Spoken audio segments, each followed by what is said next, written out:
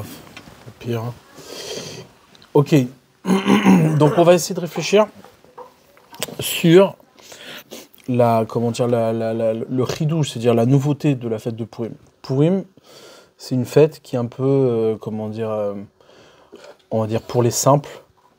C'est-à-dire, quand je dis les simples, c'est pas pour séparer les simples des moins simples, c'est que dans la premier rapport qu'on a à la fête, dans le premier rapport de simplicité qu'on a à cette fête, c'est une fête de joie. Une fête de réjouissance, on est là, on fait des festins, on se réjouit, etc. Et de l'autre côté, paradoxalement, c'est-à-dire la fête, c'est plutôt lié un peu à la légèreté, un peu à ce moyen de se lâcher, de se libérer. Mais de l'autre côté, on a le Harizal qui vient et qui envoie toute la gravité de cette fête en disant, voilà, il fait un jeu de mots qui place Purim vraiment au plus haut. En disant Kippourim, Kippourim, c'est-à-dire la fête de Kippour, qui est le moment de rachat des fautes, etc., et du pardon. Kippourim, en réalité, c'est Kepourim, c'est-à-dire c'est un jeu de mots. Ouais, Kippourim, en fait, ça veut dire Kepourim, comme Purim. C'est-à-dire que Purim a cette dimension, elle a cet impact de Kippour. Donc un impact de Teshuvah très fort, qui amène au pardon des fautes. Donc, où il a tiré ça, et la question c'est de savoir comment on arrive à faire une telle chose en prenant de l'alcool et en festoyant, comme on a l'habitude de le faire, dans des moments quel différentiel de boire de l'alcool et de se réjouir à Purim et festoyer, ou de festoyer toute l'année. Pourquoi ça nous amène à une dimension de capara, de réparation de nos fautes? Ça, c'est la première question. Ensuite, les sages, c'est-à-dire la Gemara, le Talmud, eux, ils le présentent de manière différente. Ils vont nous dire, la Gemara dans Shabbat, elle va nous dire que quoi? Que, en vérité, quand Akadosh Baruch Hu, il a donné la Torah, il a forcé les bénis Israël. Ouais, comme c'est marqué. Quand Akadosh Baruch Hu, il a donné la Torah aux bénis Israël, il leur a retourné la montagne sur la tête et il les a menacés. Imatem mekablim et Torah mutav, si vous recevez la Torah, ça va. Veimlav, sinon, shantek vuratrem, là-bas, vous serez enterrés. Donc en clair, vous n'avez pas le choix, vous la prenez. Maintenant, la Gemara, elle vient et dit ça, moda rabba leoraita. C'est une vraie remise en question du lien que les bénis Israël vont avoir avec la Torah, puisque quand je t'ai forcé, c'est-à-dire que je ne l'ai pas voulu. Et donc, si maintenant j'ai fauté, si maintenant il y a eu des débordements, j'ai pas tenu la Torah pendant toutes ces années, tu peux pas me le reprocher. C'est toi qui m'as forcé.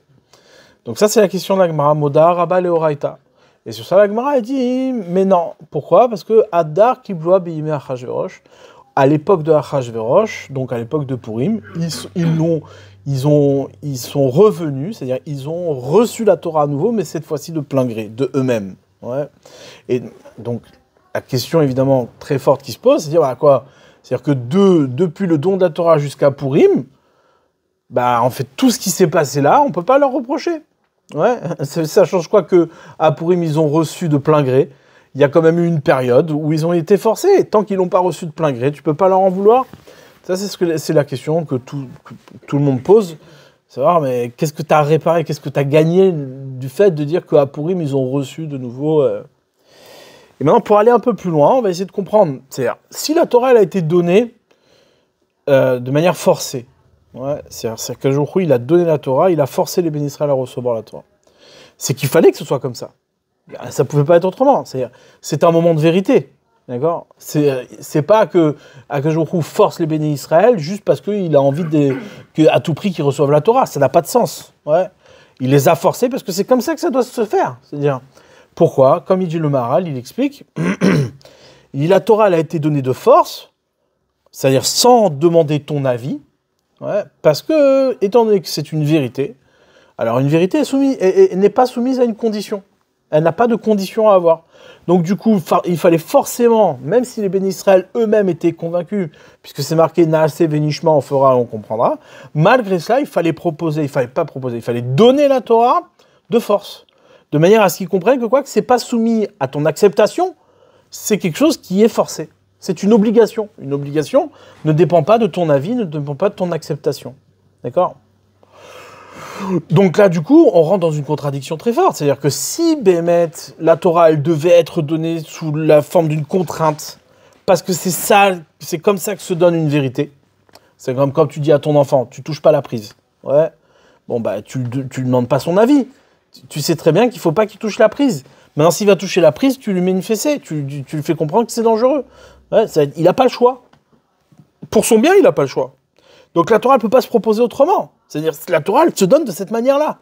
Donc qu'est-ce que tu viens me dire après dans la Gemara? Elle dit, mais attends, je comprends pas. Le fait qu'on les ait forcés, ça pose un problème. Pourquoi? Parce que en vérité, ben, ils peuvent dire que toutes les erreurs qu'ils ont faites, c'est parce qu'ils ont été forcés. Maintenant, le fait de recevoir la Torah à Purim de son plein gré, au contraire, ça va diminuer la dimension de vérité de la Torah.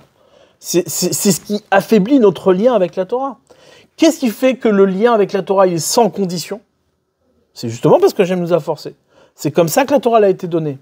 Maintenant, le fait que je l'ai reçue, moi, après de plein gré, ça remet en question toute la qualité de mon acceptation de la Torah, tout mon lien avec la Torah. Donc, pourquoi je fais de Purim cette fête une extraordinaire de dire, ah, mais t'as vu, ils ont reçu cette fois-ci de plein gré. Ben non, on est descendu. On est tombé un peu plus bas. Ouais, vous avez compris, cette question elle est très forte. C'est une question qui même dans le quotidien d'un juif, ouais, sans parler du don de la Torah et de Purim, c'est une question qui existe dans le quotidien. Si demain, je te dis, voilà, tu fais la Torah, c'est sans condition. Moi, Shabbat, jamais je transgresserai. C'est sans condition. Ah, donc, tu perds ton travail, tu n'as pas d'argent, tu es pauvre, tu peux pas nourrir ta famille, etc. Au moment où l'épreuve, elle devient forte, tu dis, non, mais attends, j'ai été forcé. Donc, à ce moment-là, je remets tout en question. Maintenant, si je viens et je dis, non, c'est sans condition, bah, je peux rien faire. C'est interdit, c'est interdit. Quand c'est que le lien est plus fort, c'est lorsqu'il n'y a pas de remise en question de cette acceptation. Que cette acceptation, elle est malgré toi. Tu n'as pas le choix. Alors que si je dis que c'est moi, non, après je dis non, mais je l'ai reçu de plein gré, je l'ai voulu. Alors ça veut dire que quoi? Que au moment où tu la veux plus, ben, tu peux refuser. Ouais.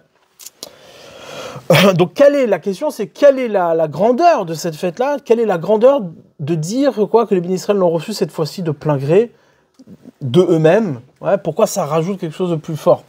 Ça remet tout en question. Ouais. Ça, ouais, tu comprends? T'es d'accord avec ça? Okay. Oui. Ouais. Le fait de ne pas avoir le choix, ça donne un lien plus fort entre nous et la Torah. Et au contraire, si on avait le choix et qu'on accepte la Torah parce qu'on veut l'accepter mais pas parce qu'on est contraint, ça aurait affaibli notre lien entre nous et la Torah. Exactement. C'est-à-dire, attention, il faut bien entendre le sujet. On ne parle pas de l'acceptation, c'est-à-dire on ne parle pas du lien que la personne a en étant forcée ou en le voulant. On parle de la qualité du lien. C'est-à-dire que l'objet Torah ne peut pas se proposer autrement. C'est-à-dire, c'est comme si tu changeais. Imagine-toi, tu te maries, ouais, tu dis, je me marie parce que je l'ai voulu. Je t'aime, je me marie. Très bien. Pourquoi tu as besoin d'un contrat? Pourquoi tu as besoin de te marier? Pourquoi tu as besoin d'une ketouba? Pourquoi tu as besoin de contracter quelque chose? Parce qu'au moment où tu n'en auras plus envie, au moment où ce sera difficile, bah, tu as un contrat qui te dit, voilà, non, il faut que tu tiennes. Il faut que ce soit... Ça veut dire quoi? C'est-à-dire c'est sans condition. C'est-à-dire c'est comme ils disent, pour le meilleur et pour le pire. C'est-à-dire qu'à un moment donné, c'est sûr et certain que tu ne voudras plus. C'est sûr et certain. C'est-à-dire c'est un moment où tu ne voudras plus. Donc ce moment-là où tu ne voudras plus, tu vas dire, non, j'ai des obligations, j'ai des responsabilités. Ça ne dépend pas de ce que je veux, ça ne dépend pas de mon humeur. Donc une vérité ne dépend pas de ton humeur. Mais si tu viens et tu me dis, voilà, que il a donné la Torah de cette manière-là, sans condition, en te forçant, exprès pour que tu entendes que ce lien avec la Torah, c'est pas un lien qui se remet en question. C'est une alliance. On a contracté une alliance pour l'éternité. On vient, on te dit, non, mais tu sais, en fait, c'est un problème. On revient à Purim. À Purim, cette fois-ci, ils ont accepté. Ils ont fait ça de plein gré. Alors quoi, on revient en arrière, ça veut dire quoi? Ce que Akadosh Baruch Hu il a donné au moment du don de la Torah, c'était pas de la bonne manière, il fallait faire autrement. C'est-à-dire, c'est quoi ce cirque? Ouais, c'est quoi ce cirque? Ok. Après, encore une question qui est cette fois-ci liée à l'histoire de Purim elle-même comment dire, dans son histoire, dans ce qui est raconté dans la Megillah. Il y a une question très très forte. On a Esther Amalka, donc d'accord, Esther la reine, qui vient, qui elle ne demande rien à personne, d'accord, elle est dans une belle famille, une bonne famille. Et un jour, il y a un roi, Assuérus, un roi non juif, ouais, un roi idiot, bête, c'est-à-dire tellement bête que c'est un roi qui faisait des festins de plusieurs mois, sur toute l'année, c'est-à-dire c'était des beuveries, c'est-à-dire, ouais. Et qu'est-ce qui se passe? Un jour, il tue sa femme par accident, il était sous, il tue sa femme, et il réclame une nouvelle femme. Ils font défiler tout le monde, toutes les femmes du royaume, et ça tombe sur Esther. Ok. Maintenant, Esther, qu'est-ce qu'elle fait? Elle se marie avec ce roi-là. Mais elle se marie avec un goy. Donc on parle d'un mariage qui est quand même, qui est pas dans la halakha. Ouais. Alors je me dis, moi, ok. Disons qu'elle n'avait pas le choix, parce que sinon ça serait dangereux. Comment dire, le peuple juif serait. Mais tu dis, bon, ben, quand même, essaye de te cacher, je sais pas. Pourquoi tu nous racontes une histoire dans laquelle on est dénigré? Tu viens de raconter une histoire, on dit voilà, Esther, elle a été prise par un roi, elle s'est mariée avec un non-juif de force. C'est le pire du pire. Ben alors, non seulement on te raconte cette histoire-là, mais en plus de ça, qu'est-ce qu'on te dit? On te dit on a tiré profit de cette histoire. C'est comme ça que le peuple juif il a été sauvé. T'imagines le message que t'envoies? C'est quoi le message? Qu'est-ce que tu me racontais? Tu me racontais, oui, le grand miracle, mais c'est pas un grand miracle, c'est n'importe quoi. Là, comment dire, Pourim, on a été sauvés parce qu'il y a une femme qui s'est mariée avec un non-juif, un roi, certes, c'était dangereux, certes, il y avait tout ça. Et tu me racontes cette histoire-là, et t'es content en plus de me raconter une histoire pareille. Si vraiment Hachem, il se souciait de son peuple, c'est-à-dire, nous, c'est quoi le message de Pourim? C'est de dire, non, Akadosh Baruch Hu, il s'est camouflé, il s'est caché, et comment dire, malgré tout, il a envoyé le message qu'il nous surveillait, qu'il était avec nous. Si tu veux être avec nous, empêche qu'une femme juive, elle soit dénigrée, et qu'elle parte avec un non-juif. C'est pas normal, ça. Et le pire, c'est quoi? C'est que tu es fier de raconter cette histoire. C'est bizarre comme récit. Ouais. Donc, pour essayer de comprendre tout ça, c'est-à-dire toutes ces questions-là, elles sont plus ou moins liées. Mais nous, on va essayer d'approfondir et de créer le lien.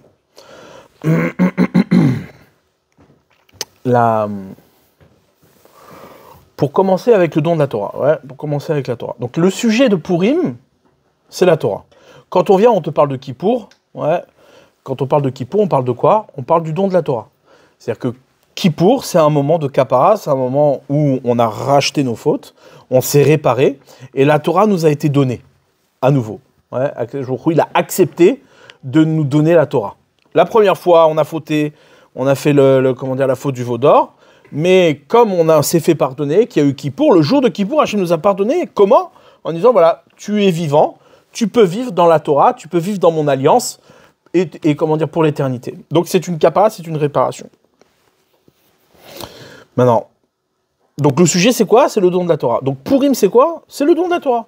Pourim c'est le don de la Torah. Et ça c'est clairement dit dans le Talmud en disant voilà, ce jour-là, Adar, Kibloa, Bimei Achashverosh, ils sont revenus, ils ont reçu la Torah, cette fois-ci de plein gré. Ok. Maintenant, le fait que ce soit de plein gré, c'est pas possible de dire, on peut pas comprendre de manière aussi simple en disant non, ils ont été forcés et maintenant ils reviennent. C'est-à-dire, tu remettrais tout en question le don de la Torah lui-même. Et c'est pas comme ça qu'il faut réfléchir. Donc, comment tu vas relier l'idée que c'est forcé, c'est une alliance, c'est une obligation, avec le fait que cette fois-ci tu as accepté. Alors, tu pourrais dire de manière simple en disant oui, non, ils ont accepté que ce soit de plein gré et que ce soit forcé.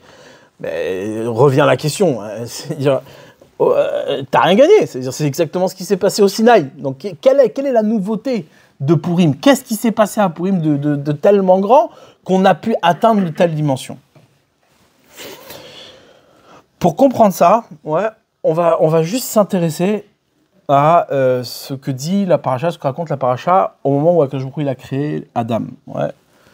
Adam, quand il a été créé, l'homme il a été créé Zachar et Nekeva, ensemble, c'est-à-dire masculin, féminin. Il n'y avait pas de femme. Ouais. Dans ce qu'était l'homme, il y avait déjà le féminin. Ouais.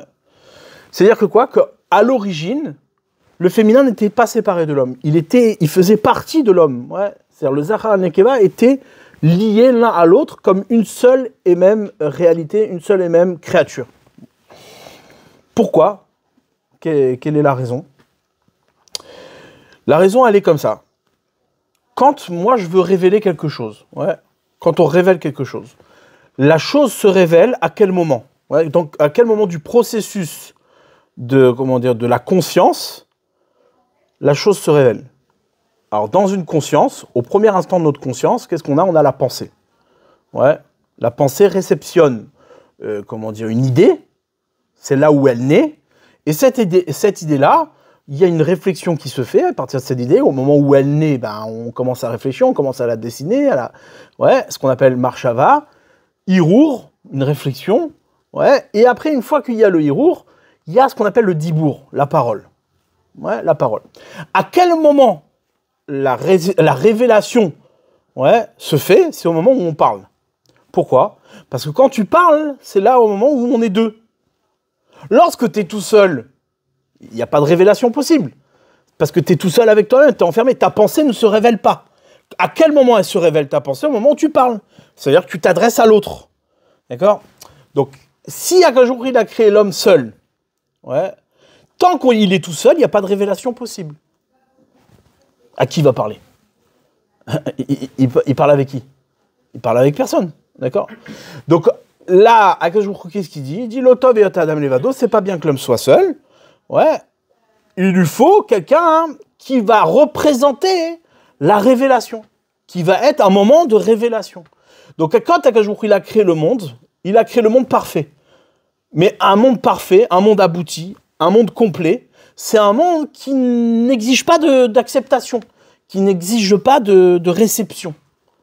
Quand tu accomplis quelque chose, la réception n'existe pas. Tu as accompli quelque chose, c'est abouti. Tu n'attends pas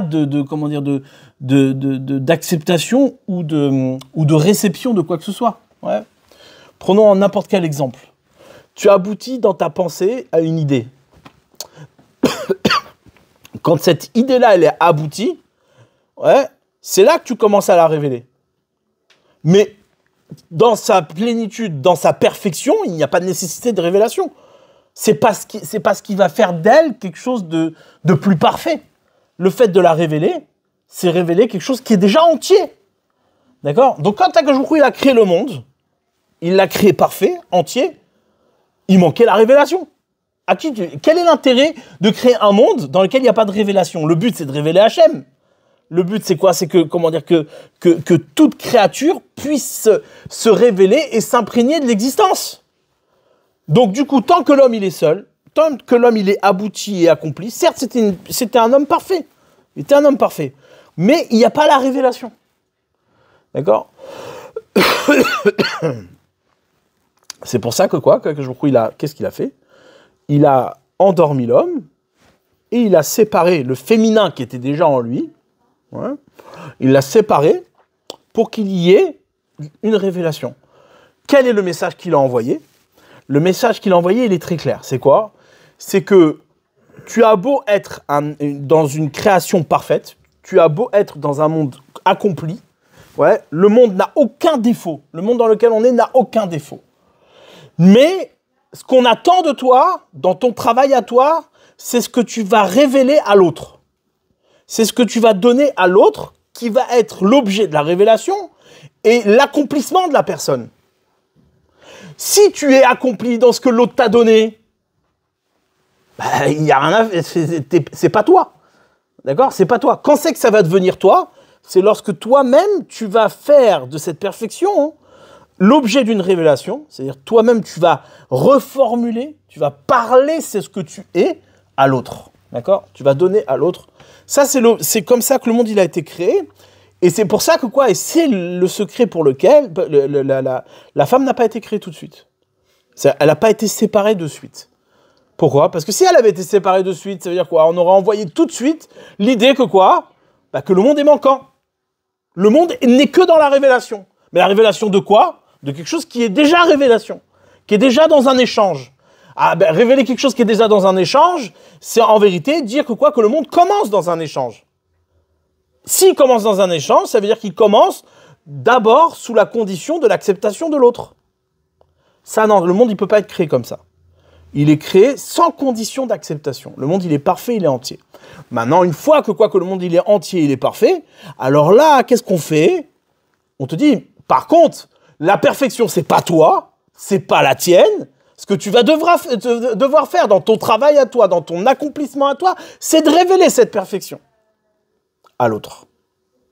Dans l'échange. Répliquer exactement ce que j'appelle. Exactement. Mais cette fois-ci, dans ce qui va être ton interprétation à toi. C'est-à-dire, interprétation, c'est-à-dire dans ta formulation à toi, dans ton expression à toi de ce que tu as reçu. D'accord? Maintenant, on commence à entrevoir un petit peu l'idée du don de la Torah. C'est-à-dire que quoi? Que quand Hajouchou, il a donné la Torah, il ne pouvait pas la donner autrement que dans sa perfection, dans sa vérité absolue. Seulement, qu'est-ce qui se passe? Si je me contente de donner la Torah de cette manière-là, alors effectivement, ce ne sera jamais la mienne. Ce ne sera jamais la mienne. Ce ne sera jamais celle de l'homme. L'homme, certes, il a reçu la Torah, mais malgré lui. Donc, il a reçu la Torah dans une dimension qui était complètement parfaite, aboutie, mais sans lui. À quel moment elle va devenir sienne? Ouais, comme on dit, une vie d'éternité, il a planté en nous. Ouais, à quel moment ça va devenir la tienne? Au moment où toi, tu vas devoir la reformuler. Où la Torah va s'exprimer à partir de toi. Et ça, c'est ce qui s'est passé à Purim. À Purim, ouais, les béné Israël, ils ont exprimé la Torah de eux-mêmes, par eux-mêmes. C'est pas qu'ils ont accepté la Torah volontiers. C'est qu'ils ont découvert que cette Torah s'exprimait à partir d'eux-mêmes, de ce qu'ils étaient. En exprimant cette Torah-là, ils ont été sauvés. Avec une totale absence de révélation. Akadosh leur a rien donné, il n'était pas là. On ne le voyait pas, il est dans le monde que l'on connaît nous aujourd'hui. C'est-à-dire une absence totale de révélation. Et bien malgré ça, une Torah s'est exprimée à partir d'eux. Et c'est cette Torah qui s'est exprimée à partir d'eux qui a fait que les béné Israël ont survécu. D'accord? Donc le plan, il est clair. Ouais, le plan, il est clair. Comment dire, et après, on va essayer de comprendre la mécanique. Ouais, comment ça fonctionne. Mais dans tous les cas, ce qu'il faut comprendre dans un premier temps, c'est quoi? C'est de saisir que il y a deux moments. Il y a le moment de la création, le moment du don, et il y a le moment de la avoda, du travail. Le travail que l'on fait, c'est pas un travail de création. Nous, on fait pas un travail de création. Nous, ce qu'on fait, c'est quoi? C'est un travail de révélation. Maintenant, pour faire un travail de révélation, il faut avoir déjà reçu ce qui est à révéler, c'est-à-dire la perfection.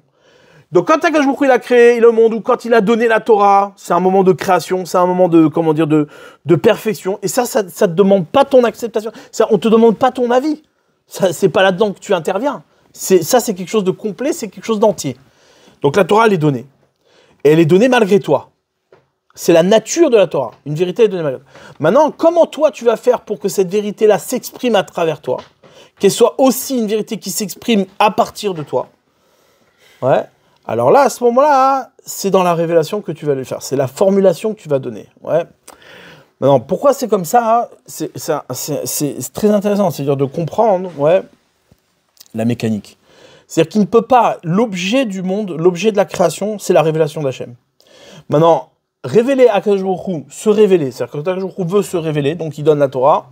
Eh bien, si je dis que cette Torah-là, elle en reste à la révélation qu'Akadosh Baruch Hu lui donne à l'homme, eh bien, ça veut dire quoi? Ça veut dire qu'à un moment donné, l'homme, il faut qu'il puisse la réceptionner. Il faut qu'elle puisse être chez lui. Maintenant, elle ne pourra jamais être chez lui, elle ne pourra jamais être sienne, tant qu'il la révèle pas. Il faut pouvoir témoigner du fait que quoi? C'est-à-dire, si Akadosh Baruch Hu, il a donné la Torah à l'homme, c'est que nécessairement, obligatoirement, même lorsque Dieu n'est plus là, la Torah doit s'exprimer de l'homme. Sinon, ça s'appelle qu'il t'a jamais donné la Torah. Ouais. Ouais. Donc ça, c'est le point de départ, c'est le point le plus important. C'est-à-dire, dans l'étude de la Torah, ce qui est le plus important, c'est pas de comprendre ce qui est écrit, c'est d'exprimer. Ouais, il faut que ça s'exprime de toi. C'est-à-dire, il faut que cette Torah-là, quand tu étudies un texte, n'importe lequel, il y a le moment où on étudie, on va dire, l'absolu du texte, le texte tel qu'il est proposé dans son écriture. Maintenant, à un moment donné, il va falloir que toi, tu l'exprimes. Ouais. Alors, c'est pas que l'idée de recevoir et de comprendre qui compte. L'idée, c'est comment toi, ça va s'exprimer à partir de toi, comment ça va vivre à partir de toi. Comment quelqu'un qui n'aura pas assisté à ton étude pourra témoigner juste par le fait de te voir, de voir de ton vécu la Torah de laquelle tu t'es imprégné. Cette Torah qui déborde, cette Torah qui se révèle à l'autre. D'accord ? Vous comprenez la subtilité, la différence, elle est énorme. C'est-à-dire, il y a le moment où tu vas comprendre quelque chose. Ok, bon, on a compris le texte, on a compris ce que la Torah nous enseigne. Et il y a comment cette Torah-là déborde dans ton acceptation, dans ta liaison à la Torah, dans ton lien avec ton étude, cette étude-là qui, chez l'autre, apparaît à partir de toi, sans que l'autre ait pu assister à l'étude à laquelle tu as participé. D'accord ? Ça, c'est ce qu'on appelle le nekeva. C'est ce qu'on appelle le féminin. Ouais. Le féminin, c'est le moment de la création de la femme. Au moment de la création de la femme, qu'est-ce qu'il fait ? Il sépare la femme de l'homme, il envoie un message à l'homme en lui disant « Mais attends, bonhomme, tu es en train de faire fausse route. » C'est-à-dire, Adam, lui, il voyait pas d'autres personnes à qui s'adresser. Il savait pas à qui révéler toute la perfection du monde. Où allait être sa révélation ? Où allait être sa participation ? Akadosh Baruch Hu, il lui dit, tu sais quoi, ta participation va être dans quelle dimension ? Au moment où je vais t'endormir. Parce que tu n'as pas été capable, ouais, ça on en a déjà parlé plusieurs fois, mais c'est pas mon sujet, mais tu n'as pas été capable de quoi ? De comprendre qu'il y avait une nécessité de découvrir en soi ce que Hachem t'a donné. Cette garantie-là, c'est-à-dire, ça c'est quelque chose que nous on doit chercher. Si Hachem t'a donné quelque chose, c'est que c'est en toi. Et si c'est en toi, t'as pas besoin d'Hachem pour l'exprimer. C'est en toi, ça fait partie de ta structure, ça fait partie de ton être. L'être juif est habité de la Torah qui lui a été donnée. Donc à un moment donné, il faut qu'il puisse l'exprimer. S'il ne l'exprime pas, c'est que quelque part, il oublie complètement l'idée qu'il a quelque chose à exprimer. Qu'il doit parler de ses entrailles. Il doit parler de lui-même. Ouais. Ça, c'est le message que je a envoyé à l'homme. Maintenant, ce qui est intéressant, c'est le parallèle. C'est-à-dire que quoi ? Qu'il lui a envoyé quel message ? Il lui a dit, voilà, maintenant, je vais t'endormir. Ce qu'on appelle tardema, ouais, comme c'est marqué. Il appelle à la tardema. Il lui a fait tomber une tardema. Tardema, le Harizal, il dit, tardema, c'est la même gematria que tirgum. Traduction. Tardema, il t'a endormi. Tirgum, c'est la même gematria. C'est une traduction. C'est-à-dire quoi, il t'a endormi, c'est une traduction. C'est une traduction, c'est quoi ? Une traduction, c'est traduire, c'est quoi ? C'est parler la chose dans ton propre langage. C'est-à-dire qu'Hachem vient dire à l'homme, il vient dire, tu sais quoi ? C'est dans le sommeil de tout ce que tu pensais, être toi-même jusqu'à maintenant, c'est dans le sommeil de tout cela que tu vas pouvoir formuler par ta propre parole, par ta propre mot, ouais, la révélation que tu as donnée. Comment ça se traduit dans notre quotidien à nous ? Ouais, comment ça se traduit à notre niveau ? Ça se traduit dans une absence totale, ouais, de la révélation d'Akadosh Baruch Hu. Akadosh Baruch Hu est complètement absent. Et c'est ce que Esther vient révéler. Esther, ouais, comme son nom l'indique, Esther, ça veut dire caché. Ouais. Comme c'est marqué dans la Torah, c'est marqué que quand les bénis Israël ils vont fauter, Anochi Aster Astir Panay. Même, ouais. C'est-à-dire que quoi ? Que je vais voiler ma face. Ouais, c'est de là-bas que Esther, elle est marquée dans la Torah. L'allusion à Esther dans la Torah, c'est ce verset-là. Ok. C'est-à-dire, tu vas te cacher ta face. Maintenant, si cacher ta face, ça veut dire quoi ? Nous, on comprend que quoi ? Que Hachem, il se retire, il dit, bon, allez, je vous laisse tout seul. Ouais. Vous vous débrouillez. Non. C'est quoi Esther ? C'est justement, Akadosh Baruch Hu, qu'est-ce qu'il fait ? Il te met dans une condition, il te met dans une position, ouais, où Hachem, il est caché. C'est-à-dire quoi, il est caché ? C'est-à-dire qu'il est caché en toi. Il est caché, c'est-à-dire il veut que tu sois dans une position où tu vas aller chercher Hachem là où il est caché. C'est quoi caché ? C'est toi, jusqu'à maintenant, tu ne voulais pas admettre que tu étais habité de la parole d'Hachem. Et que ce que tu as révélé se révèle de toi, ouais, dans ce que Akadosh Baruch Hu t'a donné. Dans ce que tu es, dans ton être, profondément. Ouais. Ça, c'est ce que Esther, elle a envoyé comme message. Au départ, Esther, elle comprend pas très bien. Ouais. Mordechai, il vient la voir, lui dit, écoute, tu sais ce que tu vas aller faire? Tu vas aller voir le roi. Ouais. Il y a un truc de dingue qui est en train de se passer. Il y a un décret qui a été posé. Ouais. Et cette histoire, elle est complètement folle. Pourquoi? Parce que, en vérité, on regarde, on a l'impression plutôt que c'est Mordechai qui, bon bah, t'as fait l'imbécile, t'as touché à quelque chose qu'il fallait pas toucher, et voilà, et maintenant t'as foutu la zut. Et tu viens et tu dis, waouh, c'est une catastrophe internationale. Bah non, c'est ton problème. Tu t'es fighté avec Aman, t'avais qu'à pas faire le malin. Pourquoi t'as fait le beau? Ouais, Aman il t'a dit prosterne-toi. Bah prosterne-toi. Pourquoi tu fais comme ça? Toute l'histoire, elle démarre à partir de quoi? C'est quand Mordechai est devant Aman, Aman il est là, il passe dans tout le monde se baisse, mais lui Mordechai non, il est là, il fait le. Encore, pourquoi tu fais ça? Pourquoi tu mets tout le peuple juif en danger? Et après cela, une fois que Aman il a discuté avec le roi et que le roi il a vendu le peuple juif, ouais, pour être tué, pour être anéanti, qu'est-ce qui se passe? Il pleurniche, il va voir Esther, il dit, tu sais Esther, maintenant t'es arrivé au pouvoir, il faut que tu fasses quelque chose, il faut que tu ailles voir le roi, il faut que tu ailles lui parler, etc. Machin. Qu'est-ce qu'elle fait Esther? Elle dit, mais t'es malade ou quoi? C'est-à-dire déjà je vais révéler mon identité. Mais en plus de ça, hein, ouais, comment dire, le roi, tu vas pas le voir comme ça se passe pas comme ça. C'est-à-dire je suis rien du tout. Ouais, il dit, ok, d'accord. Qu'est-ce qu'il lui dit? Il dit, ah, mais tu crois que le peuple juif, si tu crois que le peuple juif, il dépend que de toi, bah, tu te leurres, tu t'es trompé. Ouais. Si c'est pas par toi, ce sera par quelqu'un d'autre. Ah, il dit, ah quoi? Non, quelqu'un d'autre, non, c'est moi. Je veux que ce soit moi. Ouais. C'est quoi cette manigance? C'est quoi cette mise en scène qu'il y a ici? Alors regardez, ça, c'est un secret extraordinaire. C'est-à-dire, on peut même comprendre pourquoi ça s'est fait dans ces conditions-là. C'est-à-dire, Esther, elle s'est mariée avec un goy. Et Akadosh Baruch Hu, il a amené toute la délivrance à travers une histoire qui est complètement dénigrante d'Israël. Pourquoi? Parce qu'il fallait qu'on soit au paroxysme de l'absence du divin. Là où Hachem, il est le plus caché, pour que s'exprime dans ce qui est le plus caché, s'exprime la présence divine à partir de l'homme. À partir de l'homme lui-même. Et c'est pas par hasard que ce soit une femme qui a porté cette révélation-là. C'est-à-dire que quoi? Que l'objet, c'est-à-dire la présence divine, ouais, elle se cache dans une acceptation qui n'est pas dans l'affirmatif, qui n'est pas dans la démonstration. C'est forcément une présence divine qui est complètement enfouie, ouais, dans ce qui est la nature même de l'homme, c'est-à-dire la nature du juif. Ouais. Et donc Esther, qu'est-ce qu'elle fait? Elle va voir le roi, et on voit comment les sages ils décrivent la Megillah. Ouais. Quand on dit Megillat Esther, ouais, Megillat Esther, ça veut dire quoi? Les mots Megillat Esther, la révélation du caché.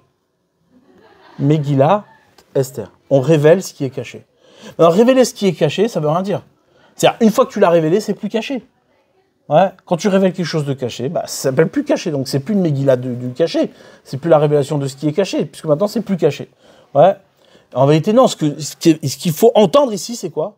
C'est la révélation de ce qui est caché et de ce qui reste caché par définition. Ouais.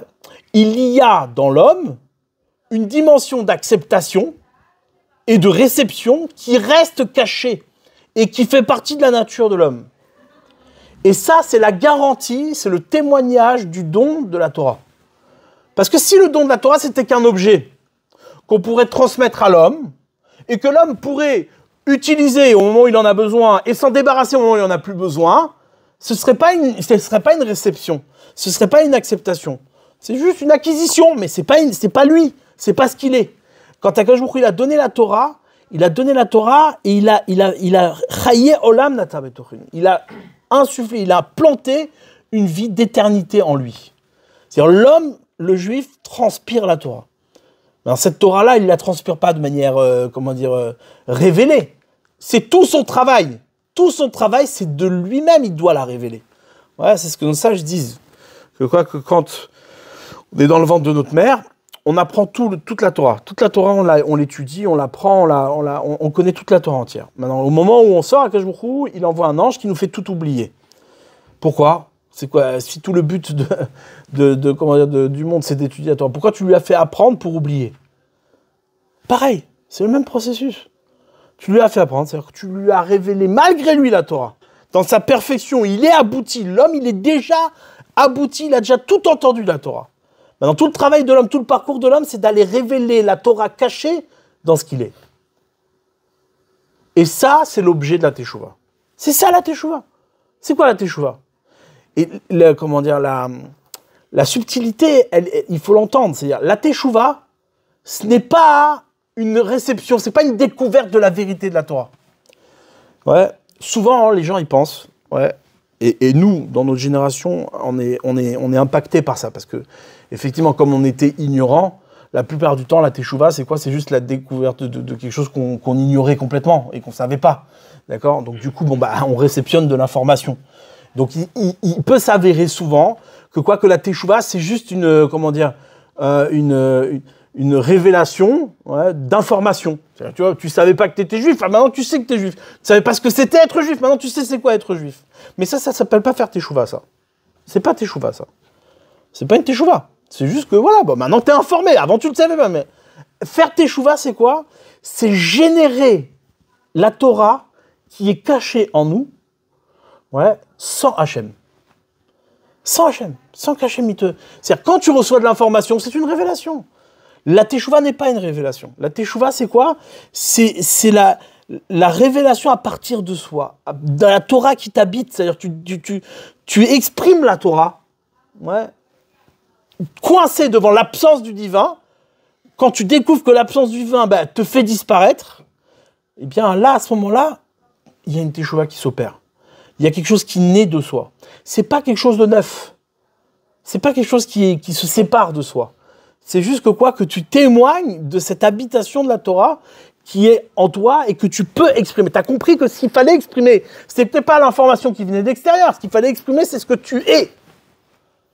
Et lorsque tu comprends que ce que tu dois exprimer, c'est ce que tu es, alors là, à ce moment-là, tu redécouvres la Torah. La Torah se redonne à nouveau. C'est ça que...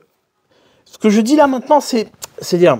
Ce que je vous dis là maintenant, c'est à partir du texte, des textes qui sont pas très clairs dans les.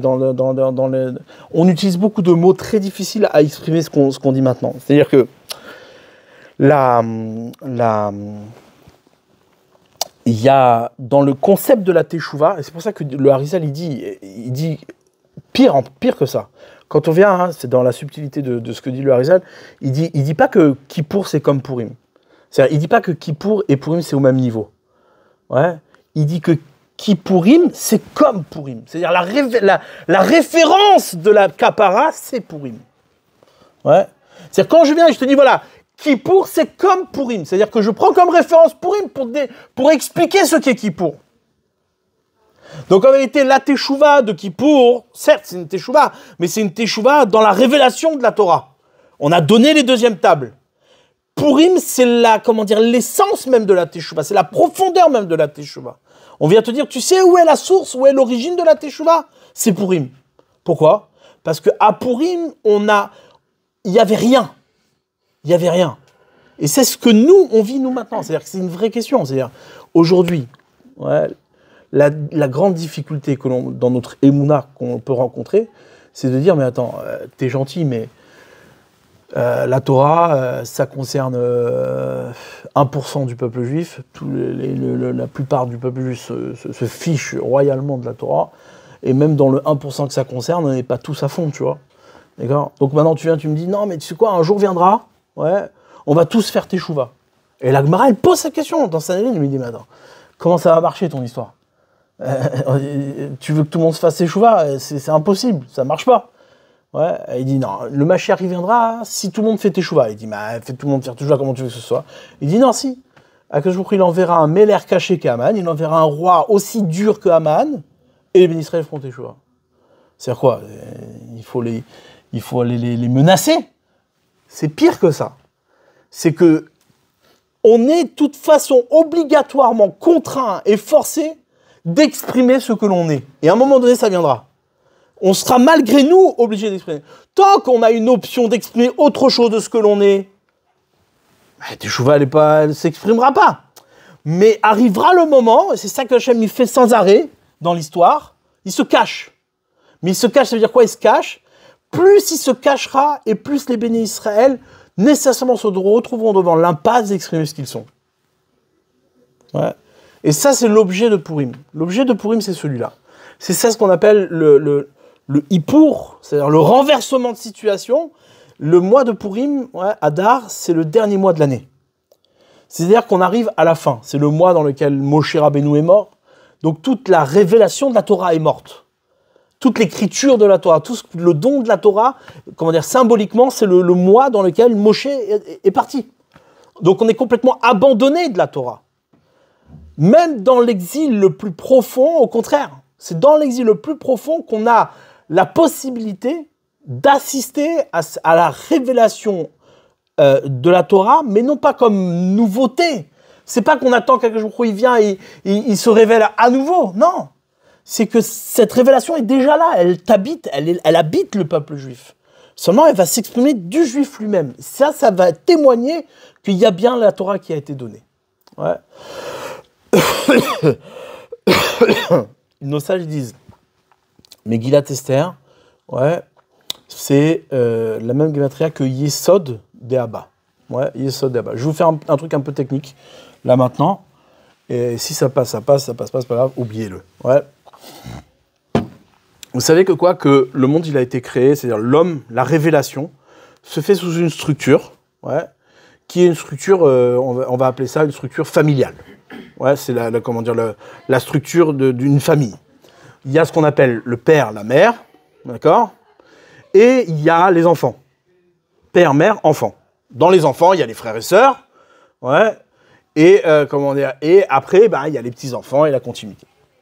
Maintenant, chaque personne, elle a un père et une mère, ouais, et elle a des enfants. Donc en fait, la personne se retrouve au milieu d'une structure, ouais, où au-dessus de lui, c'est le père et la mère, et en dessous de lui, c'est les enfants, les banim. Ouais. Maintenant, cette structure-là, elle n'est pas là par hasard. Et c'est comme ça que nous vivons la révélation. Toute la transmission se fait de cette manière-là. Ouais. On reçoit physiquement un code génétique de nos parents, et ce code génétique, on le transmet également à nos enfants. Ok, ça c'est le côté physique. Mais il y a aussi une éducation, il y a aussi une transmission, il y a aussi une histoire. Le père et la mère reçoivent une histoire, ouais, physiologique et psychologique, et qui transmettent à leurs enfants. Ok. Maintenant, dans les mondes spirituels, c'est exactement de la même manière. Il y a ce qu'on appelle le père, la mère, c'est-à-dire que quand Akadosh Baruch Hu se révèle, il se révèle sous la structure, ouais, d'un père, ouais, et d'une mère. Le père, c'est quoi? C'est ce qu'on a l'habitude d'appeler la chorma, la sagesse. La mère, c'est ce qu'on appelle la bina, la réflexion. Et ensuite, on a, toute la partie enfant, ouais, qu'on appellera la générosité, la rigueur, etc. C'est-à-dire toutes les expressions, ouais, transmises par le père et la mère. Maintenant, quand le père et la mère, ouais, qu'est-ce qui se passe? Pour créer ça, pour créer la structure qui vient, pour créer une suite, il faut que le père, ouais, transmette à la mère, d'accord, ce qu'elle va porter, pour qu'elle puisse après s'en séparer et créer des enfants. Ouais. Et en vérité, nos sages disent que Megillat Esther, c'est la même gematria que Yesod Deaba. Yesod Deaba, ça veut dire quoi? Le fondement du père. Yesod Deaba, c'est, on va dire, la partie, dans notre structure corporelle, on a la tête, les bras, le torse et les pieds. Les pieds, on a 3 pieds. Ouais. Pied droit, pied gauche, et le pied central, le brit, ouais, l'alliance. Maintenant, ces 3 pieds-là, pourquoi ils sont appelés des pieds? Ouais. Parce que ces 3 pieds-là, le pied, c'est quoi son rôle? C'est de marcher, ouais, plus loin que là où tu te trouves. C'est de te déplacer.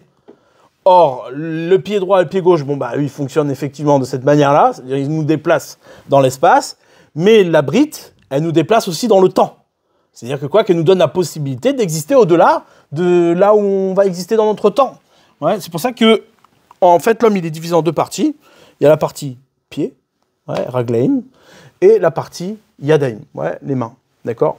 La générosité, la rigueur, et ensuite, pareil, au niveau des pieds, la même chose, mais là, ici, c'est les actions. Les actions, c'est quoi? C'est pour poser l'endroit dans lequel on est, habiter l'endroit dans lequel on est, et les pieds, c'est pour se déplacer vers un endroit dans lequel on n'est pas. Ouais, très bien. Maintenant, la tête, elle, c'est toute la pensée. La pensée, les idées, les machins, etc. Jusqu'à la parole, où la parole se transforme en action. Ouais, et les actions se transforment en transmission. Ok. Maintenant, pourquoi la Megillat Esther, elle s'appelle Yesod De'ava? Parce qu'elle vient nous révéler que quoi? Que le peuple juif, même les bannis, même les enfants, étant donné que quoi qu'ils ont reçu du père et de la mère, que tout l'objet, c'est-à-dire toute l'origine même de cette transmission, qui est en vérité le fondement du père, le brit du père, eh ben, elle s'est transmise jusqu'à l'enfant, et l'enfant est habité de ce qui est le père. C'est-à-dire que quoi? Que nous, on a la possibilité, on a le pouvoir d'exprimer ce que Moshe Rabbeinu lui-même exprimait. Ce que Moshe Rabbeinu lui-même, il a parlé. Puisque tu as reçu la parole de Moshe, eh bien, toi-même, tu peux parler Moshe. Tu peux parler ce que Moshe, il a parlé. Puisque tu l'as reçu. D'accord? C'est ça qu'on dit Megillat Esther, c'est le même gematria que Yesod De'ava. C'est-à-dire qu'il est caché dans Esther ce que Moshe Rabbeinu a dit lui-même. Et c'est ça que disent nos sages. Au moment de Purim, ils sont revenus et ils ont reçu la Torah de Moshe. À nouveau. Mais comment? Il n'était pas là, Moshe. Même Aman, il s'est réjoui que Moshe n'était pas là. Puisque quand il a tiré au sort, il est tombé sur la date de la mort de Moshe. Il dit, c'est bon, on a un boulevard. C'est un signe que quoi? Que le peuple de Juif, c'est fini. Et c'est vrai. Vous savez que quoi? Que durant cette période-là, à ce moment-là, on est exactement, nous, notre génération, c'est exactement la même que celle-là. Ouais. Une génération de dépressifs, une génération de personnes qui pensent que c'est fini. Ouais, de quoi tu me parles? De la Torah? Ça y est. Bon, au pire, qu'est-ce qu'il y a? On garde des kiffs, on garde des coutumes, on garde des choses qui nous plaisent. Spirituellement, on peut se retrouver entre potes. Mais est-ce qu'on croit vraiment à ce que le monde est conditionné par la Torah, qu'il n'y a rien d'autre que de la Torah? Personne ne croit ça. On a perdu ça. Et le peuple juif, à ce moment-là, il pensait comme ça. C'est marqué que quoi? Que quand le premier temple il a été détruit, l'histoire de Purim, elle se passe entre les deux temples. Ouais. Le premier temple a été détruit. Les Béné Israël sont partis en exil, à Babel. Et là, à ce moment-là, vous prenez par exemple les prophéties de Yecheskel, c'est clairement dit, c'est fini. Il n'y a plus rien. On est fini, il n'y a plus de Torah, il n'y a plus rien. Et le peuple juif, et d'ailleurs, dans le retour des Béné Israël en terre d'Israël après cet exil, seulement 2 tribus sont revenues. Les autres, ils ont dit non, ça ne sert à rien, on va retourner pour un temple qui est bidon, pour un temple qui ne va pas marcher. Ça ne sert à rien de revenir. Donc on a perdu toute une grande partie du peuple d'Israël à ce moment-là. Pourquoi? Parce qu'ils étaient convaincus que c'était fini pour eux, ça y est, Hachem les avait abandonnés. Ils avaient arrêté de recevoir la Torah. Et c'est ça le nes de Purim. C'est-à-dire, le miracle de Purim, c'est de dire, et c'est un miracle qui nous concerne au plus profond. C'est-à-dire que nous, on vit exactement la même chose. C'est-à-dire, est-ce qu'on croit dans ce miracle-là? Que malgré l'absence de Torah, malgré l'effondrement de la grandeur de la Torah, eh ben la Torah de Moshe peut encore s'exprimer. Elle peut encore parler de nous. À partir de ce que l'on est, dans l'absence totale d'Hachem, dans un mariage entre une juive et un goy, la parole de Torah va s'exprimer à travers Esther et le sauvetage va se faire. Pourquoi? Parce qu'il n'existe pas une parcelle du monde qui n'est pas habitée de Torah. La Torah elle a été donnée, ça y est, terminé. Elle est donnée, donc elle est là. Si elle est là, elle va s'exprimer. C'est ça le message de Purim. C'est quand même dingue. C'est-à-dire, pourquoi tu nous fais ça? Esther se marie avec Achashverosh. Elle est complètement dénigrée, elle est complètement humiliée. C'est marqué dans le... Il appuie ça sur la Gemara, mais le Ben Ishra, il dit que Bichlal Esther, elle fait partie de ces femmes-là, qui, lorsqu'elles allaient avec Achashverosh, c'était un shed qui allait. C'était un démon. Un shed. Bon, c'est-à-dire quoi un shed? C'est-à-dire quoi? Elle envoyait un shed. C'est quoi un shed? Un shed, c'est quoi? Par définition, un shed, c'est de l'imaginaire. C'est-à-dire que elle était complètement... C'est-à-dire, quand elle-même, elle allait avec Achashverosh, elle était complètement absente. Il n'y avait rien. elle-même, elle n'était pas là-bas. Elle faisait partie comment dire, il y a très peu de femmes qui ont fait ça. On raconte sur Yael, on raconte sur Esther. C'est-à-dire, c'est quoi? Qu'est-ce que tu veux nous enseigner? Elle est là, mais elle n'est pas là. Oui, elle est là, mais elle n'est pas là. C'est-à-dire que, oui, effectivement, même dans les choses les plus sombres, ouais, ben la Torah, elle s'exprime. La Torah, elle parle. Elle est là, pourquoi? Parce qu'on l'a reçue. Donc elle est là, elle doit s'exprimer. Et c'est au contraire, pire que ça, c'est dans ce contexte-là que l'homme doit pouvoir complètement s'endormir. Ouais, c'est ça qu'on dit c'était un chèque, elle était absente. L'homme doit pouvoir complètement s'endormir pour pouvoir parler ce qu'il a à parler. Parce que tant que tu es réveillé, tant que tu es là, tant que tu prétends entendre quelque chose, tant que tu prétends avoir reçu quelque chose, eh bien, qu'est-ce qui se passe? Tu parles toujours ce que tu as reçu. Ouais, tu parles en fonction de ce qu'on t'a donné. Mais est-ce que tu vas parler de tes tripes? Est-ce que tu vas parler de ce que tu es profondément? Par toi-même. Nous, ce que Hachem, il attend de nous, c'est qu'on parle notre propre formule. Ouais, comme c'est marqué, le verset, il dit... comment c'est marqué?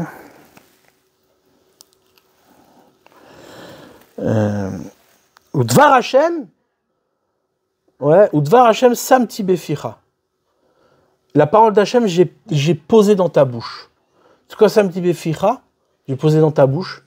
C'est quoi? C'est que je veux la parole d'Hachem qui parle de ta bouche. Comment ta bouche, elle va parler la parole d'Hachem?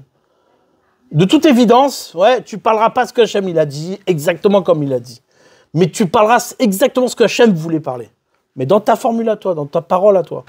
Ouais, c'est ce que raconte la Gemara dans Menachot, lorsque Moshe Rabbeinu il est allé voir Rabbi Akiva à sa yeshiva, et il écoute le cours de Rabbi Akiva. Et Rabbi Akiva, il parle, et Moshe Rabbeinu, il comprend rien du tout. Il comprend rien à ce qu'il dit. Jusqu'à que comment Moshe dit, mais attends, c'est pas de la Torah qu'il dit là. Et là, à ce moment-là, Rabbi Akiva, qu'est-ce qu'il fait? Il dit, Halakha le Moshe Misinaï. C'est une halakha de Moshe au Sinaï. Donc, j'ai parlé ce que Moshe Rabbeinu a dit. Ouais. Et là, Moshe Rabbeinu, il dit, ah, ok, ça va. Et il a rien compris. Comment tu es sûr que c'est ce qu'il a dit, Moshe? Ouais. Non, parce qu'on n'attend pas que tu dises ce que Moshe a dit. On attend que tu dises ce que toi, tu as à dire. Comment tu le dis? Mais c'est exactement ce que Moshe a voulu dire. Ouais. Et ça, c'est, comment dire, c'est capital. C'est-à-dire, comprendre ça, ça fait partie de la Emouna d'Israël. La Emouna d'Israël, elle est bâtie sur ce principe-là. C'est-à-dire, et Béhémet, c'est là-dessus qu'il faut travailler parce que quelque part, la dépression d'Israël, quand je dis dépression, c'est pas péjoratif. C'est-à-dire que c'est la dépression d'Israël que l'on vit au quotidien. Ouais, comme c'est marqué, la Gemara nous dit que chaque jour, c'est un pire que la veille. Ouais, depuis la destruction du Beth Amidash, il n'y a pas un jour qui n'est pas pire que la veille. C'est-à-dire quoi, il n'est pas pire que la veille? C'est une évidence. C'est-à-dire qu'on s'éloigne de plus en plus et on se dit, bon, bah, le Mashiach, il viendra jamais. Ouais. C'est-à-dire, c'est de pire en pire. De quoi tu me parles? Qu'est-ce qu'on attend? On attend quoi? On attend quoi? Eh ben, on n'attend rien. Ce qu'on attend, c'est quoi? C'est que ça s'exprime de toi. Si tu es ma'amine que Hachem t'a donné la Torah, alors tu es ma'amine que la Torah va parler à partir de toi. Que ce que tu dois exprimer, c'est la Torah. Et ça, c'est un guilouï qui ne dépend pas c'est une révélation qui ne dépend pas de la présence de l'autre. C'est une révélation qui dépend de l'autre qui est en toi. Cette révélation qui revient au moment même où Adam n'avait pas encore de femme. C'est une réparation de la faute d'Adam Arishon. Où Adam Arishon aurait pu exprimer toute cette Torah-là avant même qu'il l'endorme, avant même qu'il lui donne une femme. Il y a encore la possibilité de parler ce que Moshe Rabbeinu a dit. Ouais. Et c'est ça c'est ça le renouveau, c'est-à-dire le don de la Torah qui a été fait. C'est pas, faut pas comprendre que non, ils ont accepté maintenant. Ah oui, d'accord, on est d'accord, on aime bien ça. Non, c'est qu'ils ont parlé ce que Moshe Rabbeinu. Adar qui doit mimer Achashverosh. Ils ont de nouveau reçu la Torah à ce moment-là, comme si Moshe Rabbeinu était en train de donner la Torah à nouveau. C'est dingue, c'est extraordinaire. C'est-à-dire, t'imagines chaque juif peut parler ce que Moshe Rabbeinu a dit. C'est de la Torah. Ouais. Donc du coup, ça répond à toutes nos questions. Ouais. C'est-à-dire, évidemment qu'il n'y a pas de diminution de la valeur, c'est-à-dire du don de la Torah. Le don de la Torah reste le même. Il est sans condition, il est forcé, il est sous la menace. Ouais.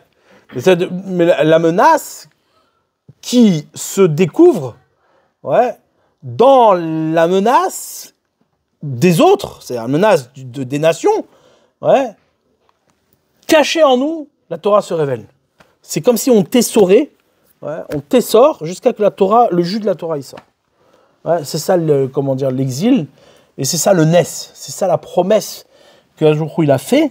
C'est quoi? C'est que même dans l'absence d'Hachem, Hachem il est là. C'est pour ça que quoi que la Megillah, ça vous savez, la Megillah, il n'y a pas marqué une seule fois le nom d'Hachem. Ouais. Le nom d'Hachem ne figure pas dans la Megillah. Pourquoi? Pour dire, Hachem il est caché, il n'est pas là, tu ne peux pas le voir. Ouais. Et pire que ça, nos sages disent que quoi? Et ça c'est un chidouche extraordinaire, c'est-à-dire que c'est le dernier livre qui est accepté dans la Torah Shebirtav, dans la Torah écrite. Ouais. Il y a plein de livres qui ont été écrits après, par exemple, Miglat Antiorus, à l'époque de Hanouka.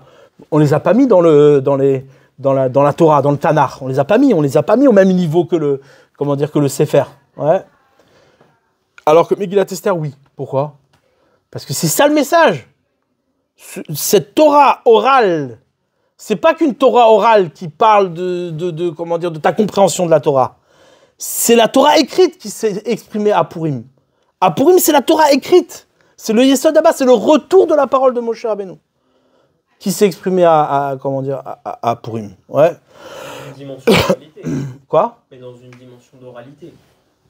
Non, d'écriture. Mais toute la Torah orale, elle est liée à la Torah écrite, du coup. Enfin, oui, mais la Torah orale, c'est ta compréhension de la Torah, c'est de l'expression de la Torah comme objet séparé de toi. C'est-à-dire comme une expression qui se révèle comme une révélation à l'autre. Alors là, effectivement, tu engendres quelque chose par l'oralité de la Torah.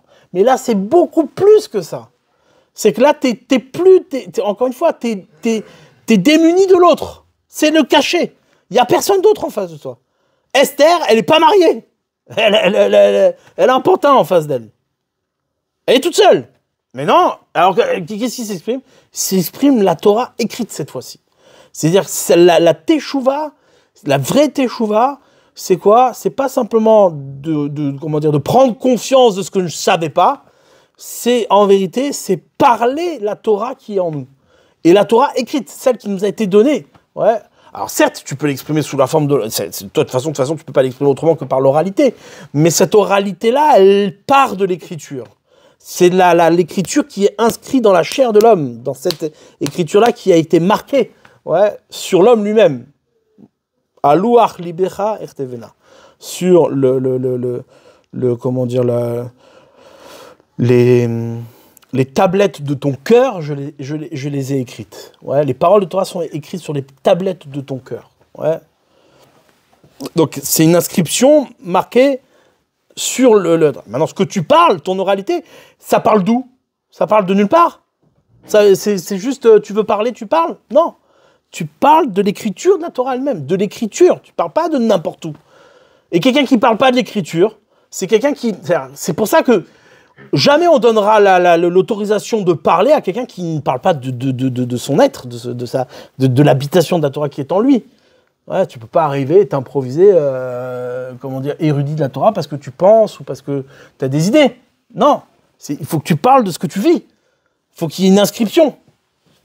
Et cette inscription-là, il faut qu'elle soit travaillée, il faut qu'elle soit recherchée.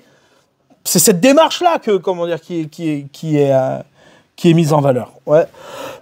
Donc encore une fois, il y a l'oralité de la Torah. L'oralité, c'est tout ce que tu vas exprimer, c'est tout ce que tu vas comprendre, tout ce que tu vas. Mais il y a l'oralité, une oralité qui se parle à partir de l'écriture. Et Megillat Esther, c'est de l'écriture. C'est pas de l'oralité, c'est de l'écriture. C'est comme ça, Nifsak Lalacha. C'est-à-dire, ça fait partie des livres de la Torah.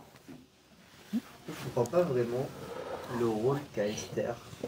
C'est-à-dire que est-ce que Esther, c'est juste quelqu'un qui a accepté de se marier avec Ahasverosh par Pikuach Nefesh parce qu'elle n'avait pas le choix? Ou alors est-ce qu'elle voyait la finalité de la chose? Est-ce qu'elle avait compris à quoi ça allait amener? Ou est-ce que c'est juste au final une figurante dans le plan d'Akadosh Baruch Hu jusqu'à ce qu'elle comprenne à quoi ça a amené? est-ce que les rabbinim donnent raison à Esther d'avoir fait ça parce qu'on a vu la fin de l'histoire ou au contraire, enfin, tu vois un peu quel est son rôle exactement, Esther? Est-ce que... Elle n'a pas eu le choix. Maintenant, le truc, le démarrage, c'est de comprendre qu'elle n'a pas eu le choix. Maintenant, le fait de ne pas avoir eu le choix, ça aurait pu, comme il dit à Mordechai à Esther, il dit, mais si tu veux pas comprendre que cette situation d'emprisonnement de ce que tu es, c'est justement l'occasion d'exprimer tout ce que tu es, ouais, eh ben, tant pis, on passera par quelqu'un d'autre. ça doit se passer. De toute façon, la pression qui se fait sur Israël amènera forcément le débordement du jus de la Torah. Donc, en vérité, Esther, peut-être même au départ, elle ne sait pas, c'est évident qu'elle ne sait pas. Personne ne sait ce qui va se passer. Elle est là, elle subit l'exil. On subit l'exil comme on le subit. Elle n'a aucune prédisposition à rien, c'est juste... Elle avait une certaine grandeur, parce que, effectivement, là, c'est ce que dans le Talmud, c'est ramené qu'elle c'était une femme discrète. Donc, elle avait une dimension, on va dire, sensible à la tzniut, au Esther, à la dimension cachée il faut avoir quand même une sensibilité à exprimer ce qui est caché. Si tu préserves pas ce qui est caché, effectivement, tu auras beaucoup plus de mal à aller exprimer le caché. Mais elle n'était pas, c'était pas gagné, quoi. C'est-à-dire, ça faisait partie de son travail, c'est partie de son job. Et elle l'a fait.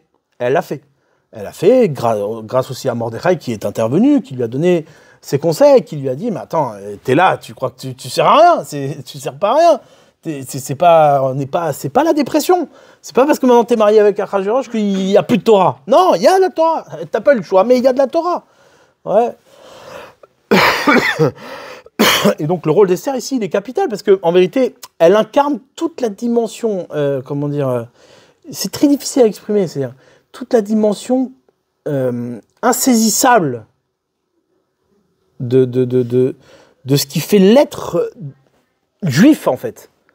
Ouais, l'être juif, de manière inexpliquée, ouais, le juif revient à lui-même, malgré lui. Dans cette, et ça, c'est pas que malgré le goy, c'est malgré le juif lui-même. C'est-à-dire que le juif, dans son combat obstiné à s'effacer et à vouloir s'assimiler, etc., il se retrouve être, quand tu vois, par exemple, je sais pas, moi, aujourd'hui, tu peux voir ça de manière très explicite. Un type de gauche hyper anti-juif, machin, son petit-fils, il va étudier à la yeshiva. Combien on en connaît des gens comme ça? Plein. En France, t'en as plein. Des gens qui étaient qui voulaient surtout pas que tu fréquentes des rabbins et machin, etc. Puis ton gosse, il va à la yeshiva. C'est la dépression totale. C'est-à-dire, le mec dit, mais attends, je comprends pas. J'ai tout fait pour pas voilà, que maintenant il. Oui, c'est comme ça. Pourquoi c'est comme ça? C'est pas qu'une histoire où il s'est fait. Non, ça fait partie du code. C'est-à-dire, tu le passes malgré toi, c'est là, tu l'as reçu, donc tu peux pas le faire disparaître. Ça fait partie du code génétique. C'est comme si tu dirais, je sais pas moi, ton fils il te ressemble pas ou j'en sais rien. Ça veut rien dire. C'est absurde. Ouais. C'est exactement la même chose. C'est exactement la même chose. Et donc Esther, effectivement, c'est-à-dire c'est pas que mécanique. C'est qu'à un moment donné, le message doit être entendu, mais du point de vue du cachet, c'est-à-dire le point de vue du cachet, c'est le point de vue de Tardema, c'est-à-dire le moment où on est en sommeil totalement, on accepte ce sommeil, peut-être que même quelque part dans l'exil dans lequel on est, à un moment donné, il faut l'accepter cet exil, dans le sens où il faut accepter, c'est-à-dire faut entendre que cet exil n'est pas contradictoire avec le don de la Torah lui-même. Et ça, c'est, je pense, à mon avis, c'est la chose la plus difficile à entendre. Parce que l'objet même de l'assimilation, c'est ça. C'est-à-dire, je parle d'assimilation, pas l'assimilation totale, celle qui est évidente. C'est l'assimilation, celle que nous, on vit au quotidien. C'est-à-dire, on a tous une forme d'assimilation. On fait un peu de l'entre-deux. On n'est pas à 100%. C'est-à-dire, on joue un peu avec... ça fait partie du job, quoi. C'est-à-dire, à un moment donné, il va falloir exprimer quelque chose. C'est-à-dire, plus l'intensité s'exprime à partir d'un silence profond, et d'une pression énorme, plus tu as des chances d'exprimer quelque chose. plus tu as des chances d'exprimer quelque chose. Et donc, évidemment, des fois, c'est compliqué, des fois, c'est douloureux, des fois, ça fait mal. Mais ça fait partie de la Emouna d'Israël, et c'est aussi c'est aussi, quelque part, à cause de notre résistance. C'est-à-dire, plus on va vouloir résister à exprimer... Ça, c'est une vraie question, c'est-à-dire... sans juger, évidemment, parce que bon, bah, c'est l'histoire, on voit combien l'homme il est faible, mais quand tu vois ce que le peuple juif a vécu de manière un peu extérieure, sans être concerné, tu dis, mais attends, au bout d'un moment, tu dis, mais en fait, combien, quoi? Combien? Jusqu'où va l'obstination? T'as la Shoah. D'accord? Donc la Shoah, c'est quand même un moment voilà, qui est sombre au plus profond de ce qui peut être sombre. C'est-à-dire, c'est une absence totale du divin. Ouais. Et derrière, qu'est-ce qu'on exprime? La première occasion qu'on cherche à exprimer, c'est pas de la Torah du tout. C'est une vraie question. C'est-à-dire, comment ça se fait? C'est-à-dire, c'est quel judaïsme tu exprimes après la Shoah? Et ça, c'est la question de notre génération. C'est-à-dire, il faut être honnête. Quel judaïsme tu exprimes après la Shoah? Quel judaïsme tu exprimes après le 7 octobre? Ça fait partie des questions de Purim, ça. C'est la question de Purim. C'est ce que Mordechai dit à Esther. Il dit, mais attends, Esther, tu fais quoi? C'est bon, tu t'es blotti dans les bras d'Achashverosh et tu penses que c'est comme ça que tu as vu ton judaïsme? Ah oui, oui, mais tu comprends, j'ai pas eu le choix. Ben oui, mais t'as pas eu le choix. Mais qu'est-ce qu'on fait maintenant? Qu'est-ce qu'on fait? T'attends quoi? Et ça, c'est la question des questions. Qu'est-ce que tu fais après le 7 octobre? Quel judaïsme t'exprime après le 7 octobre? Et non, mais tu comprends. Et hop, obstination, de nouveau, on retombe dans les mêmes travers. C'est pas normal. Alors, ça peut être normal si tu dis non, mais moi je crois pas en Dieu, laisse-moi tranquille avec tes histoires. Ça s'entend, mais sois cohérent. Sois juste. C'est-à-dire, ok, bon, bah, après le 7 octobre, bah, le bon Dieu, allez, vas-y, barre-toi, qu'est-ce que tu veux chez moi? Mais ne mens pas. Parce que forcément, c'est-à-dire, s'il se passe des choses pareilles, c'est pour exprimer quelque chose. C'est pour aller, chercher quelque chose qui ne s'est pas exprimé, dans le cachet. Ces choses-là ne sont pas normales. Elles font pas partie de la normalité du monde. Ouais. Et toi, tu les rends normales en disant, mais non, bah, il faut continuer, faut essayer de se battre. Non, c'est pas... Alors, ça veut dire que pour toi, c'est normal ce qui se passe. Bah non, c'est pas normal. Et tant qu'on vivra dans cette idée que c'est normal et qu'on tombe pas dans un sommeil profond comme Adam, on ne pourra pas reformuler les choses, on ne pourra pas traduire les choses comme il faut. C'est impossible. C'est ça Purim. Purim, c'est ce qu'on vit nous au quotidien. C'est tout le temps, c'est la même chose. La menace d'un Haman tout puissant qui nous menace d'anéantissement total. C'est ce qui se passe. Et qu'est-ce que tu exprimes après? Normalement, ce qui doit s'exprimer, c'est le don de la Torah. C'est la Torah de Moshe Rabbeinu qui doit s'exprimer. À la place de ça, c'est un projet Gaza Trump, qui est complètement absurde. C'est ce qu'on attend, en fait. Pour nous, Trump, c'est le Mashiach. Tu demandes à Alex, il a toutes les références. Hein? Prophète Eliyahu Hanavi. Aujourd'hui, il y en a même qui s'amusent à trouver la guématria de Mashiach dans Trump. C'est-à-dire... C'est quoi? T'attends quoi de lui?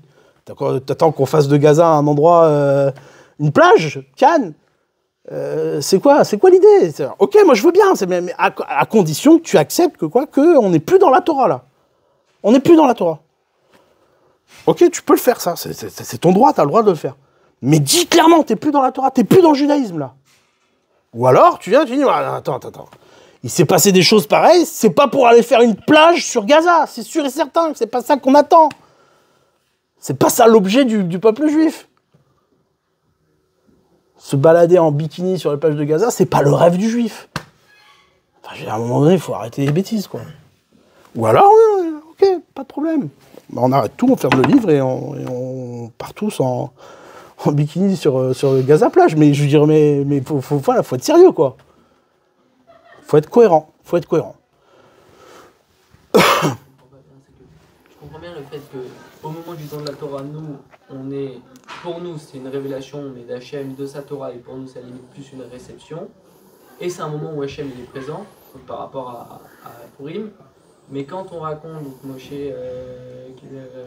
Torah Missinaï, qu'il a transmis Yeshua, etc., c'est quoi si c'est pas... C'est toujours ce que tu décris, Moshe Kibel Torah Missinaï, Msar Yeshua, Yeshua Leskenim, etc., c'est toujours la parole d'Hachem, ça. C'est-à-dire que c'est jamais nous qui parlons, là. C'est toujours Hachem qui parle. Quand Hachem, il parle, bah, tu l'écoutes. Mais toi, tu parles pas. C'est parce qu'il est là. Parce qu'il est là, il est présent. Quand tu entends Yehoshua parler, tu entends Hachem parler. Quand tu entends les Skenim parler, il y a encore une révélation de la Torah. Moshe Rabbeinu n'est mort que plus tard, à Purim. Jusqu'à Purim. Ouais. Et là, à ce moment-là, qu'est-ce qu'on découvre? Absence totale. Il n'y a plus de prophète, il n'y a plus rien, plus de Beth Amikdash, plus rien. T'imagines la dépression que ça peut être? Nous, encore, on n'a pas connu ça. Le maximum qu'on ait connu, c'est quoi? Malgré tout, c'est quand même. C'est-à-dire, on a eu, à un moment donné, la chance de pouvoir voir le Chafetz Chaim. Quand tu vois le Chafetz Chaim, c'est sûr que par rapport à ce qu'on voit aujourd'hui, c'est compliqué. C'est-à-dire, là, ça nous donne de l'espoir. Tu vois waouh, tu vois de la grandeur. Bon, mais imagine-toi eux qui voient le Beth Amikdash, qui voient les miracles tous les jours, et ils habitent avec Hachem, et puis d'un coup Hachem il dit bon allez dégagez, il n'y a plus rien. Ils se retrouvent être en exil, en train de boire des coups avec un pauvre type qui est prêt à tuer sa femme juste parce qu'elle lui a désobéi. Bon, là, il dit c'est bon, ça s'arrête là. À boire? Vous avez à boire? Non. C'est là aussi. Juste pour être sûr, c'est-à-dire que, effectivement, je comprends que c'est la Torah écrite, mais c'est aussi la Torah écrite par laquelle on va révéler la Torah orale. C'est-à-dire que c'est de cette Torah-là, entre guillemets, écrite, qu'on va pouvoir révéler la Torah orale. Oui, bah, sinon tu n'aurais aucune autorisation de parler. De quoi tu parles? Oui, mais certes, Dafka Purim, quoi. Ouais. À Purim, c'est révélé ce retour du père sans qu'il y ait besoin d'un père et d'une mère. Juste de par les enfants. J'ai une question aussi, c'est la Torah orale, c'est aussi une forme d'expression. Ah oui. Ça veut dire que... Ce que je veux dire, c'est que pour moi, c'est quasi même la même que l'écrit et l'oral, elle a une forme. C'est pas tout à fait pareil. Pourquoi? Parce que Merci beaucoup. Est-ce que ça existe une Torah immatérielle qui est en nous et qui n'a ni besoin d'être orale, ni Non. d'être écrite? Non, parce que... Elle passe par le divers. Quoi qu'il arrive, ouais, c'est-à-dire quand on parle de l'oralité ou on parle d'écriture, l'écriture, c'est la perception de la réalité de la Torah. Une réalité comme une réalité incontestable. C'est l'objet de l'écriture. Par contre, la parole, détachée de l'écriture, c'est une réalité contestable. Je peux, moi, contester tout ce que tu dis. D'accord? À moins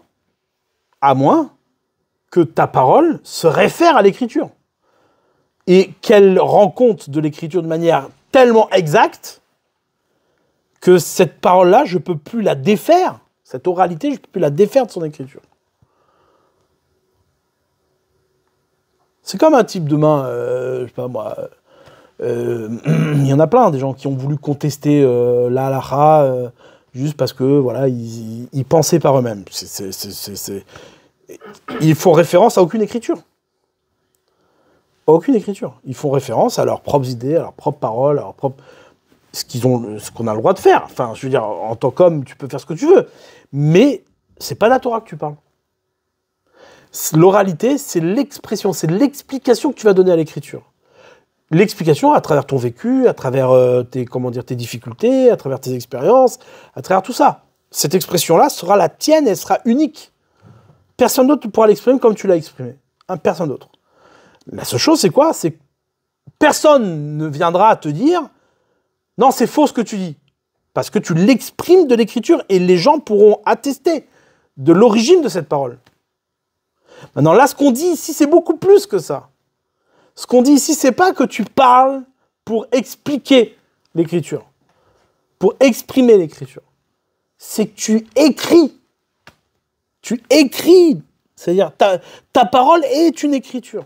C'est-à-dire, c'est comme si tu te montrais comme un Sefer Torah, marqué des lettres de la Torah. qu'à partir de toi, on peut reformuler toute la Torah entière. C'est ça l'objet de Purim. C'est ça l'objet de Purim. C'est-à-dire que ça, il n'y a même pas besoin de parler pour ça. Pas besoin de parler. Tu vois un Sefer Torah vivant. Tu dis, waouh. Tu regardes et tu dis, mais en fait, là, je vois toute la Torah entière. Là. C'est ça, ce qu'on appelle la Teshuvah. C'est ça, une vraie Teshuvah. Une vraie Teshuvah, c'est quand tu sens que, voilà, qu'il y a une évidence devant toi qui s'exprime. Il y a certaines personnes qui ont ça. Quand tu vois des grands rabbanim, des gdolim, c'est ce qui se fait de plus en plus rare, mais c'est-à-dire, quand tu vois... Moi, je me rappelle, j'ai vu des personnes où tu vois l'écriture. Tu prends le Chafetz Chaim, il témoigne sur son Rav. Ouais. Rav Nahum, qu'une fois, il s'était caché. Il avait suivi son Rav dans une grange. Ouais. Et le Chafetz Chaim, il avait 15-16 ans. Et il s'était caché dans la grange pour pouvoir voir qu'est-ce qu'il faisait son Rav la nuit. Et il sortait des parchemins. Alors, il avait vu, il sortait des parchemins. Et il a regardé son Rav toute la nuit, il voyait comme une... Lui, le Chafetz Chaim, il raconte comme ça. Il voyait une aura autour de lui, un espèce de rayonnement autour de lui. Ouais. Bon, c'est pas ce qu'il a vu, tu dis, bon... c'est juste que... pour lui, c'était vécu comme ça, c'était une évidence. C'est-à-dire, il voyait quelque chose, quoi. Ouais, tu vois quelque chose. Et c'est vrai, tu vois. Il y a certains... Des gdolim, des rabbanim, tu les vois, tu sens que c'est pas qu'une histoire de sagesse, c'est une inscription de la présence divine. Ouais. Et ça, c'est pour chacun a ça, puisque Hachem, il nous a donné sa parole. Il nous l'a donné. On est imprégné de cette parole-là.